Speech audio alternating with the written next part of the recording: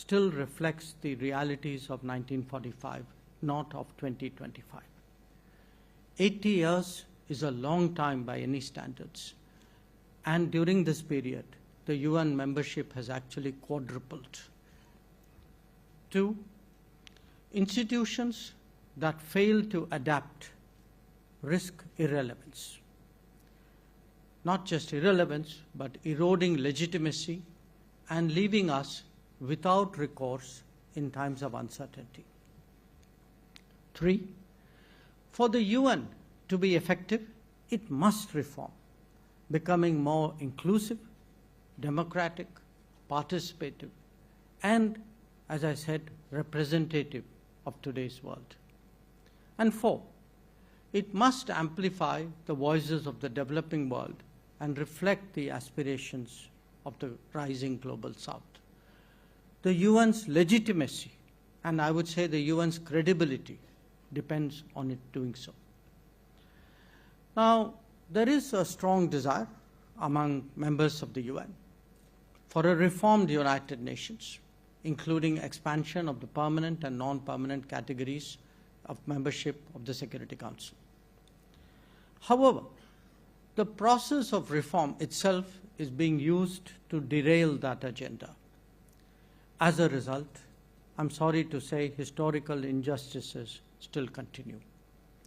India affirms its commitment to assume greater responsibilities in a reformed United Nations and in a reformed multilateralism.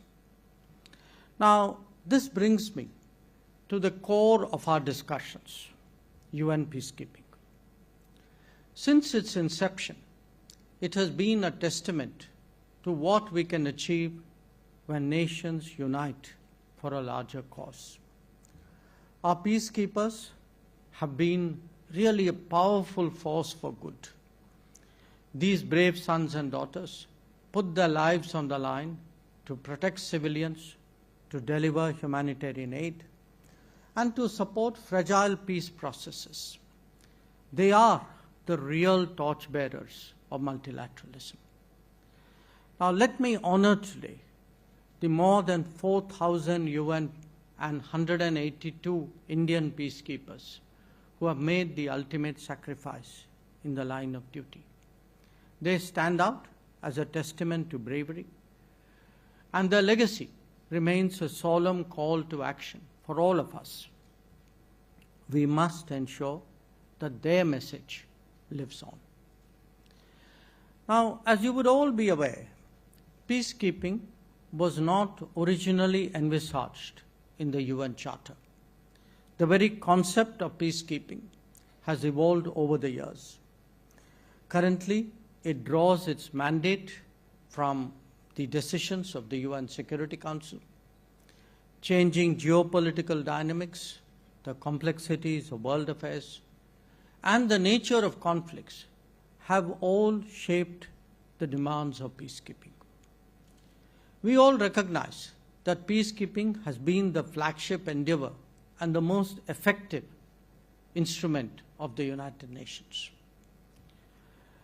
When it comes to peacekeeping operations, allow me to flag 7 concerns for your collective consideration. 1, troop contributing countries as well as host states must be consulted while formulating mandates of peacekeeping missions. 2, peacekeeping can only be effective if mandates are commensurate with the resources allocated to the missions. 3, these mandates must always be realistic and always be clear. 4, the primary responsibility for protection of civilians still lies with the host state. 5, technology and peacekeeping go hand in hand and is, in fact, a force multiplier in peacekeeping operations. As a nation that has embraced innovation, let me underline that India stands ready to be a technology demonstrator to enhance the operational capacity of peacekeeping.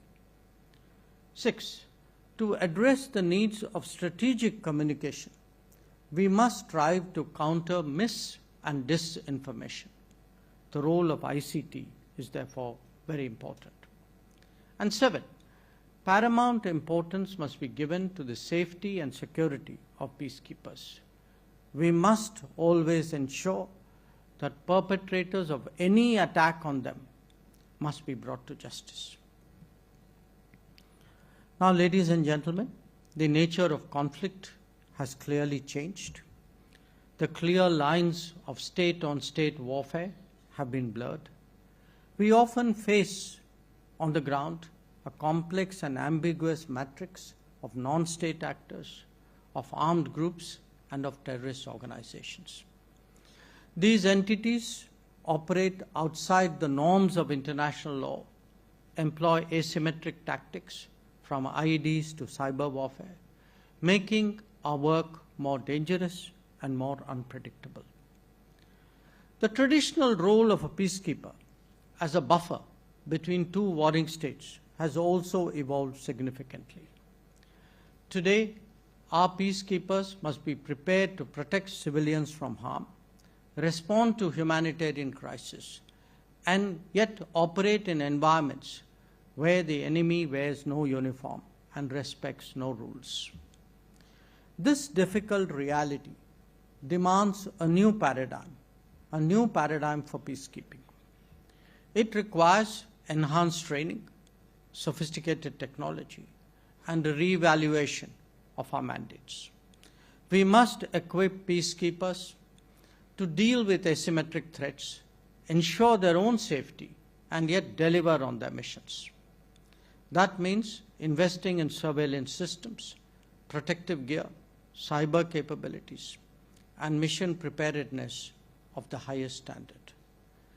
It is likely that the peacekeeping budget will see headwinds. We will need to see how we can overcome this constraint while adhering to the core principles of maintenance of peace and security. This should also be an opportunity to undertake measures of making UN peacekeeping more financially and administratively rigorous, like winding down obsolete missions that have outlived their purpose.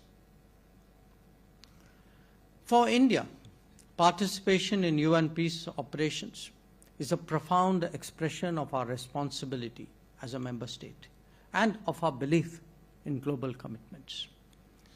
Since inception, we have contributed over 300,000 troops cumulatively, making us the world's largest troop contributing country.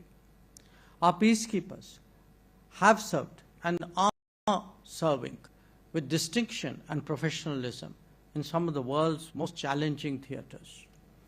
This includes South Sudan, Lebanon, Syria, and the DRC, amongst others. This sustained commitment stems from our conviction that peace anywhere strengthens peace everywhere. We also take great pride that we have walked the talk in our commitment towards women, peace, and security. Our women peacekeepers have demonstrated the unique impact that they have.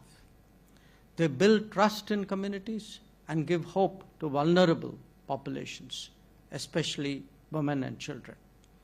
We believe that it is no longer a question of whether women can do peacekeeping. Rather, it is whether peacekeeping can succeed without women. I recall that in February 2025, India hosted the first ever international conference on women peacekeepers from the Global South, bringing together women peacekeepers from 35 nations. More recently, in August this year, India hosted the UN Women Military Officers Course, which saw participation from 15 countries. I'm also glad to note that this August gathering has, over the last 2 days, deliberated on issues closely associated with and important to the maintenance of peace and security. Peacekeeping is and will remain an important instrument of the UN in this pursuit. We need to adapt and we need to change according to the times so as to make peacekeeping more effective and more resilient. This is best reached through consultations and engagement between member states as we discuss the evolving nature of the future of peacekeeping. The Global South has both a particular contribution and a particular relevance insofar as peacekeeping is concerned. Unfortunately, the maximum number of conflict zones are located there. In fact, the requirements of the Global South are themselves distinct, calling for unique, regional, and even local solutions. This is why conferences of this type are valuable in engaging on a single platform in the search for optimal solutions.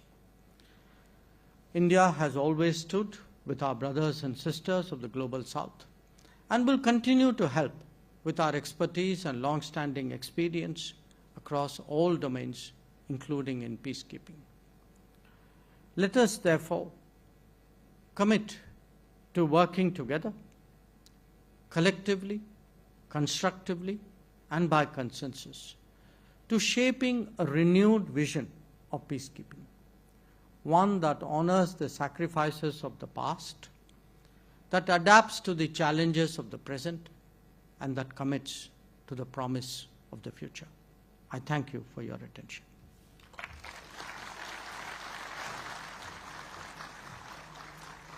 Thank you so much, Dr. Jaishankar, for your invaluable thoughts on the significant role of multilateralism, diplomacy and defense cooperation in sustaining peace efforts worldwide, wherein UN troops remain one of the most significant contributors.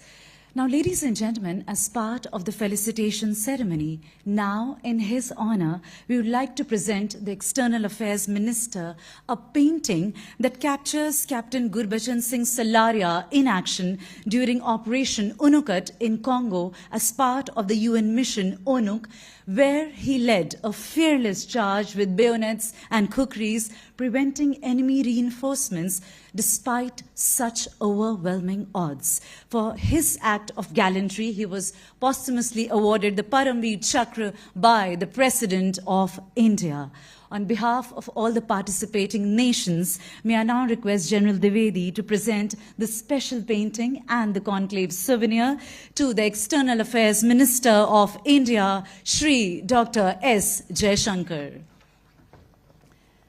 Sir, your optimism and vision for UNTCCs is indeed so inspiring.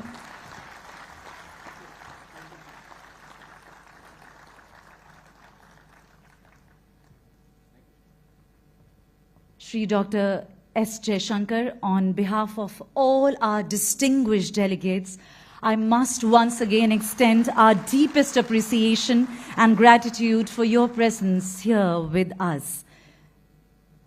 Thank you very much, General Dwivedi, for doing the honors. And with that, ladies and gentlemen, as the Minister will now depart the Zorawar Hall, we will wait for some important announcements for the day to be made. All in the audience are kindly requested to remain in the hall.